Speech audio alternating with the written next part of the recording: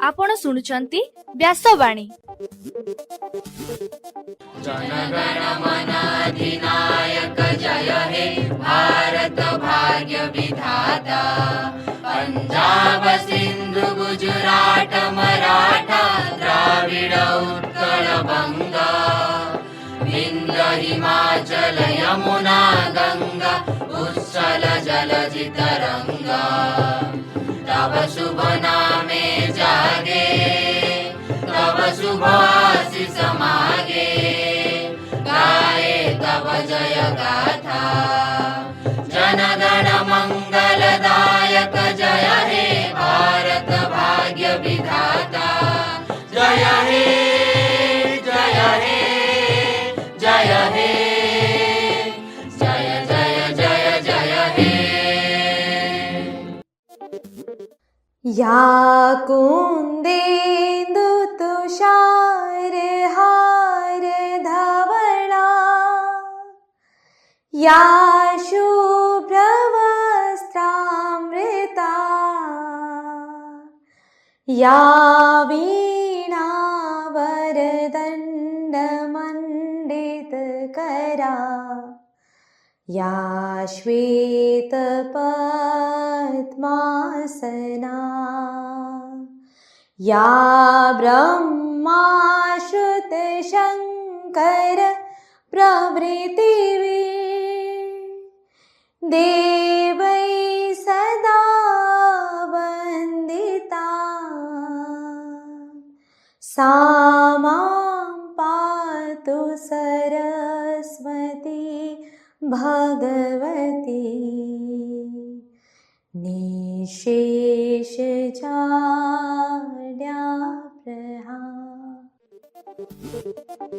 नमस्कार। व्यासवाणी खबर सहित मु पुष्पिता। प्रथमे मुख्य खबर। आगामी स्वाधीनता दिवस रे राज्यस्तरीय परेड रे अभिवादन ग्रहण करिवे मुख्यमंत्री मोहन चरण माझी। चाषी मानक फसल बीमा पाई आवेदनर समय सीमा अगस्ट 15 तारिख को बढ़िला। राज्यर 9टी सरकारी विभाग रे 1326 जन को नियुक्ति पत्र बांटिले मुख्यमंत्री। ओडिशा दुस्साहसिक पर्यटन निर्देशावली 2025 रे 24टी नुआ प्रकल्प को मंजूरी मिलिथिबा सूचना। आसंता काली राज्य कैबिनेट रो गुरुत्वपूर्ण बैठक बसिबो। मौसुमी अधिवेशन रे विरोधी सांसदों हट्टगोल मध्य 3टी बिल पारित। कोलंबिया रे शक्तिशाली भूमिकंप जोगु 100 रु अधिक लोकंक मृत्यु। भारत और श्रीलंका मध्य प्रथम टेस्ट सीरीज आसंता अगस्ट 15 तारिख रे श्रीलंकार गोल स्टाडियम रे आरंभ हेबो एवं आसंता 15 तारिख पर्यंत राज्य रे प्रबल वर्षा हेबा नै पाणीपाग विभाग पक्षरु सूचना जारी। एबे संपूर्ण खबर। आगामी स्वाधीनता दिवस रे राजधानी भुवनेश्वर एवं जिला स्तर रे केउ माने पताका उत्तोलन करिवे से संपर्क में गतकाली मुख्यमंत्री कार्यालय पक्षरु एक तालिका प्रकाश पाइछि। एही तालिका अनुसार राजधानी भुवनेश्वर ठारे अनुष्ठित हेबाकु थिबा राज्यस्तरीय स्वाधीनता दिवस रे मुख्यमंत्री मोहन चरण माझी पताका उत्तोलन सांगकु सम्मिलनी परेड रे एही तालिका अनुसार राजधानी भुवनेश्वर ठारे अनुष्ठित हेबाकु थिबा राज्यस्तरीय स्वाधीनता दिवस रे मुख्यमंत्री मोहन चरण माझी पताका उत्तोलन सांगकु सम्मिलनी परेड रे अभिवादन ग्रहण करिवे। उपमुख्यमंत्री कनक वर्धन सिंहदेव एवं प्रभाती परिड़ा यथाक्रमे कलाहांडी और सुंदरगढ़ रे पताका उत्तोलन करिवे। सेहीपरि कटक रे मंत्री सुरेश पुजारी, गंजाम रे पृथ्वीराज हरिचंदन, खर्दा रे मंत्री कृष्णचंद पात्र, बलांगीर रे मंत्री सूर्यवंशी सूरज एवं बालेश्वर ठारे समवाय मंत्री प्रदीप बल सामंत पताका उत्तोलन करिवे बोली जणा पड़िछि। पेरेड पर मुख्यमंत्री एवं अन्य अतिथि माने राज्यवासी को स्वाधीनता दिवस अभिनंदन जणाइबा सह देशर गणतांत्रिक मूल्यबोध को आहुरी सुदृढ़ करने पाई समस्त को संकल्प कराइबे बोली सूचना मिली। एठारे सूचनायोग्य आम देश भारत एथर अगस्ट 15 तारिख दिन गौरवमय 80तम स्वाधीनता दिवस पालन करिबो। एही दिवस को अधिक स्मरणीय करने पाई एबे सारा देश रे हर हर तिरंगा कार्यक्रम जारी रही। ପ୍ରଧାନମନ୍ତ୍ରୀ ଫସଲ ବୀମା ଯୋଜନାକୁ ନେଇ ଚାଷୀଙ୍କ ମଧ୍ୟରେ ଥିବା ଦ୍ୱନ୍ଦ୍ୱ ରାଜ୍ୟ ସରକାର ଦୂର କରିଛନ୍ତି। ସମବାୟ ବିଭାଗ ସ୍ପଷ୍ଟ କରିଛି ଯେ ଭାଗ ଚାଷୀ ଓ ଭୂମିହୀନ ଚାଷୀମାନେ ମଧ୍ୟ ଫସଲ ବୀମା କରିପାରିବେ। ଏଥିପାଇଁ ଜମି ମାଲିକଙ୍କ ସମ୍ମତିପତ୍ର ଆବଶ୍ୟକ। ଚାଷୀଙ୍କ ସୁବିଧା ପାଇଁ ବୀମା ଆବେଦନର ଶେଷ ସମୟସୀମା ଜୁଲାଇ 31ରୁ ବଢ଼ାଇ ଅଗଷ୍ଟ 15 କରାଯାଇଛି। ଯୋଗ୍ୟ ଚାଷୀମାନେ ନିକଟସ୍ଥ ସେବା ସମବାୟ ସମିତି, ସମବାୟ ବ୍ୟାଙ୍କ କିମ୍ବା ଜନସେବା କେନ୍ଦ୍ରରେ ଆବେଦନ କରିପାରିବେ ବୋଲି ସରକାରଙ୍କ ତରଫରୁ ସୂଚନା ମିଳିଛି। ମୁଖ୍ୟମନ୍ତ୍ରୀ ମୋହନ ଚରଣ ମାଝୀ ଗତକାଲି 9ଟି ପ୍ରମୁଖ ସରକାରୀ ବିଭାଗ ପାଇଁ ମୋଟ 1326 ଜଣ ପ୍ରାର୍ଥୀଙ୍କୁ ନିଯୁକ୍ତି ପତ୍ର ପ୍ରଦାନ କରିଛନ୍ତି। ଏହି ନିଯୁକ୍ତି ମେଳା ଭୁବନେଶ୍ୱରସ୍ଥିତ ରେଳ ଅଡିଟୋରିୟମଠାରେ ଅନୁଷ୍ଠିତ ହୋଇଥିଲା। ଏଥିରେ ମୁଖ୍ୟମନ୍ତ୍ରୀ ଯୋଗଦେଇ ନବନିଯୁକ୍ତଙ୍କୁ ନିଯୁକ୍ତି ପତ୍ର ଦେବା ସହିତ ନିଷ୍ଠା ଓ ସଚ୍ଚୋଟତାର ସହ ଦାୟିତ୍ୱ ତୁଲାଇବାକୁ ଆହ୍ୱାନ ଦେଇଥିଲେ। ସରକାରୀ ସେବାର ସଫଳତା କେବଳ ପଦବୀରେ ନୁହେଁ ବରଂ ନାଗରିକଙ୍କ ଜୀବନରେ ଆସୁଥିବା ସକାରାତ୍ମକ ପରିବର୍ତ୍ତନ ଏହାର ପ୍ରକୃତ ମାପକାଠି ରହିଛି ବୋଲି ମୁଖ୍ୟମନ୍ତ୍ରୀ ସମସ୍ତଙ୍କୁ କହିଥିଲେ। ଓଡ଼ିଶା ଦୁଃସାହସିକ ପର୍ଯ୍ୟଟନ ନିର୍ଦ୍ଦେଶାବଳୀ 2025 ଅଧୀନରେ 24ଟି ନୂଆ ପ୍ରକଳ୍ପକୁ ମଞ୍ଜୁରୀ ମିଳିଥିବା ସୂଚନା ମିଳିଛି। ଏହା ମାଧ୍ୟମରେ ରାଜ୍ୟର ବିଭିନ୍ନ ପର୍ଯ୍ୟଟନ ସ୍ଥଳୀରେ ଦୁଃସାହସିକ ପର୍ଯ୍ୟଟନର ନୂଆ ସୁଯୋଗ ସୃଷ୍ଟି ହେବ। ନୂଆ ପ୍ରକଳ୍ପକୁ ମଞ୍ଜୁର ଦେବା ଫଳରେ ଓଡ଼ିଶାର ପାହାଡ଼, ଜଙ୍ଗଲ, ନଦୀ ଓ ସମୁଦ୍ର କୂଳ ଭଳି ପ୍ରାକୃତିକ ସମ୍ପଦକୁ ଦୁଃସାହସିକ ପର୍ଯ୍ୟଟନ ସହ ଯୋଡ଼ିବାର ସୁଯୋଗ ମିଳିବ।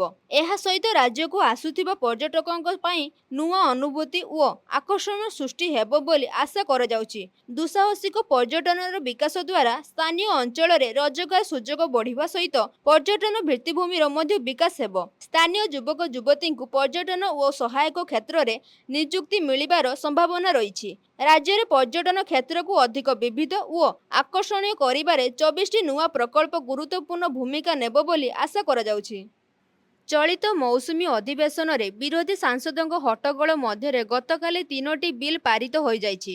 କେନ୍ଦ୍ର ଗୃହ ରାଷ୍ଟ୍ରମନ୍ତ୍ରୀ ନିତ୍ୟାନନ୍ଦ ରାୟଙ୍କ ଦ୍ୱାରା ଆଗତ ଅଲ୍ଟରେସନ୍ ଅଫ୍ ନେମ୍ ବିଲ୍ 2026 ଆଗତ କରାଯାଇଥିଲା। ଏହି ବିଲ୍ରେ କେରଳର ନାମ ବଦଳାଇ କେରଳମ୍ କରିବା ପାଇଁ ପ୍ରସ୍ତାବ ରହିଛି। ସେହିପରି ଲୋକସଭାରେ ଟ୍ରିବ୍ୟୁନାଲ ରିଫର୍ମର୍ସ ବିଲ୍ 2026 ମଧ୍ୟ ପାରିତ ହୋଇଥିବା ବେଳେ ରାଜ୍ୟସଭାରେ ବାଚନିକ ଭୋଟରେ ଜାତୀୟ ସମବାୟ ବିକାଶ ନିଗମ ସଂଶୋଧନ ବିଲ୍ ମଧ୍ୟ ପାରିତ ହୋଇଯାଇଛି।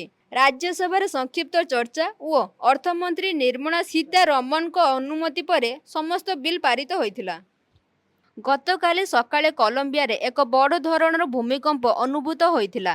ଏହାଦ୍ୱାରା ବର୍ତ୍ତମାନ ସୁଦ୍ଧା 132 ଜଣ ପ୍ରାଣ ହରାଇଥିବା ଜଣାପଡ଼ିଛି। ଏବେ ବି ଶତାଧିକ ଲୋକ ମାଟି ତଳେ ଚାପି ହୋଇ ରହିଥିବାରୁ ମୃତକଙ୍କ ସଂଖ୍ୟା ବଢ଼ିବା ଆଶଙ୍କା ରହିଛି। ସ୍ଥାନୀୟ ସମୟ ସକାଳ ପ୍ରାୟ 7:34 ସମୟରେ ଏହି ଭୂମିକମ୍ପ ଅନୁଭୂତ ହୋଇଥିଲା। ରିକ୍ଟର ସ୍କେଲରେ ଏହାର ତୀବ୍ରତା 4.4 ଥିବା ରେକର୍ଡ ହୋଇଛି। ଭୂମିକମ୍ପର ଝଟକା ଏତେ ଶକ୍ତିଶାଳୀ ଥିଲା ଯେ ଶହ ଶହ ଅଟ୍ଟାଳିକା ସମ୍ପୂର୍ଣ୍ଣ ଭାବରେ ଭୁଶୁଡ଼ି ପଡ଼ିଥିବା ଦେଖିବାକୁ ମିଳିଛି। ଦୁର୍ଘଟଣା ସ୍ଥଳରେ ଏବେ ଉଦ୍ଧାର କାର୍ଯ୍ୟ ଜାରି ରହିଛି। ଭାରତ ଓ ଶ୍ରୀଲଙ୍କା ମଧ୍ୟରେ 2 ମ୍ୟାଚ୍ ବିଶିଷ୍ଟ ଟେଷ୍ଟ ସିରିଜ୍ ଅଗଷ୍ଟ 15ରୁ ଗୋଲ୍ ଷ୍ଟାଡିୟମରେ ଆରମ୍ଭ ହେବାକୁ ଯାଉଛି। ଏଥିପାଇଁ ଶୁଭମନ ଗିଲଙ୍କ ନେତୃତ୍ୱରେ 15 ଜଣିଆ ଭାରତୀୟ ଦଳ ଶ୍ରୀଲଙ୍କାର ଜୋରଦାର ଅଭ୍ୟାସ ଜାରି ରଖିଛି। ଘରୋଇ ଦଳ ବିପକ୍ଷରେ ଅଭ୍ୟାସ ମ୍ୟାଚ୍ ଜିତି ଭାରତ ଭଲ ପ୍ରସ୍ତୁତ ମଧ୍ୟ କରିଛି। ତେବେ ଭାରତୀୟ ଦଳରେ ମାତ୍ର 3 ଜଣ ଖେଳାଳି ଲୋକେଶ ରାହୁଲ, ରବୀନ୍ଦ୍ର ଜାଡେଜା ଓ କୁଲଦୀପ ଯାଦବଙ୍କର ଶ୍ରୀଲଙ୍କା ମାଟିରେ ପୂର୍ବରୁ ଟେଷ୍ଟ ଖେଳିବାର ଅଭିଜ୍ଞତା ରହିଛି। ଫଳରେ ଚଳିତ ସିରିଜରେ 12 ଜଣ ଭାରତୀୟ କ୍ରିକେଟର ଶ୍ରୀଲଙ୍କା ମାଟିରେ ପ୍ରଥମ ଥର ଟେଷ୍ଟ ଖେଳିବାର ସମ୍ଭାବନା ରହିଛି। ଏବେ ପାଣିପାଗ ଖବର। ବଙ୍ଗୋପସାଗରରେ ସୃଷ୍ଟି ହୋଇଥିବା ଘୂର୍ଣ୍ଣିବଳୟ ପ୍ରଭାବରେ ସାରା ରାଜ୍ୟରେ ହାଲୁକାରୁ ମଧ୍ୟମ ଧରଣର ବର୍ଷା ଲାଗି ରହିଛି। ଭୁବନେଶ୍ୱର ଆଞ୍ଚଳିକ ପାଣିପାଗ ବିଜ୍ଞାନ କେନ୍ଦ୍ରର ସୂଚନା ଅନୁସାରେ ଆଗାମୀ 15 ତାରିଖ ପର୍ଯ୍ୟନ୍ତ ଏଭଳି ବର୍ଷା ଲାଗି ରହିବ। ଗୋଟିଏ କିମ୍ବା 2ଟି ସ୍ଥାନରେ ପ୍ରବଳ ବର୍ଷା ହେବାର ସମ୍ଭାବନା ରହିଛି। ଏଥିଯୋଗୁଁ ତଳିଆ ଅଞ୍ଚଳରେ ପାଣି ଜମିବା, ରାସ୍ତାଘାଟରେ ଯାତାୟାତ ପ୍ରଭାବିତ ହେବା ଏବଂ ନଦୀ ନାଳରେ ଜଳସ୍ତର ବୃଦ୍ଧି ପାଇବାର ଆଶଙ୍କା ଥିବା ପାଣିପାଗ କେନ୍ଦ୍ର ପକ୍ଷରୁ କୁହାଯାଇଛି। ବର୍ଷା ସହିତ ବଜ୍ରପାତ ହେବାର ଆଶଙ୍କା ଥିବାରୁ ଖୋଲା ସ୍ଥାନ, ଗଛ ତଳେ କିମ୍ବା ବିଦ୍ୟୁତ ଖୁଣ୍ଟ ନିକଟରେ ନ ରହିବାକୁ ଲୋକମାନଙ୍କୁ ସତର୍କ କରାଯାଇଛି। ଚାଷୀମାନଙ୍କ ସହ ସାଧାରଣ ଲୋକଙ୍କୁ ମଧ୍ୟ ପାଣିପାଗ ବିଭାଗର ସତର୍କ ସୂଚନା ଉପରେ ନଜର ରଖିବାକୁ ପରାମର୍ଶ ଦିଆଯାଇଛି। ଏବେ ଆସନ୍ତୁ ଶୁଣିବା ସ୍ୱାସ୍ଥ୍ୟବାଣୀ। ଆଜି ଏଥିରେ ପ୍ରଚାର କରୁଛୁ ଶିଶୁ ଓ ବୟସ୍କଙ୍କ ଠାରେ କୃମି ସମସ୍ୟା ଏବଂ ଏହାର ଘରୋଇ ଉପଚାର ସମ୍ପର୍କରେ। ସାଧାରଣତଃ ଶିଶୁ ଏବଂ ବୟସ୍କଙ୍କ ଠାରେ କୃମି ସମସ୍ୟା ଦେଖାଯାଏ।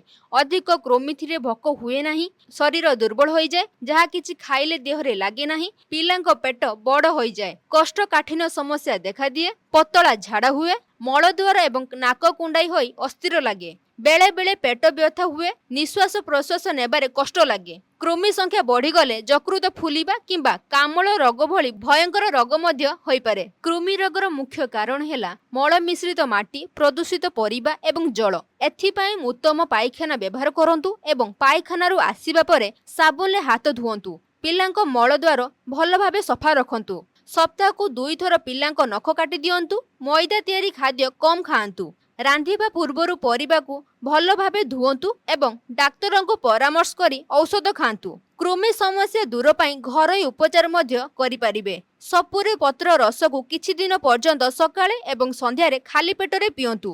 ହଳଦୀ ଗୁଡ଼ ମିଶାଇ ଖାଇଲେ କୃମି ହୁଅନ୍ତି ନାହିଁ। ଛୋଟ ପିଲାଙ୍କର କୃମି ହେଉଥିଲେ ଅଧ ଚାମଚ ପାନ ରସରେ ଅଳ୍ପ ମହୁ ଫେଣ୍ଟି ସକାଳେ ଖାଲି ପେଟରେ ପିଇବାକୁ ଦିଅନ୍ତୁ। କୃମି ରୋଗ ଦୂର ହେବ। ଆଜିର ଖବରକୁ ଏଇଠି ରଖୁଛୁ। ନମସ୍କାର।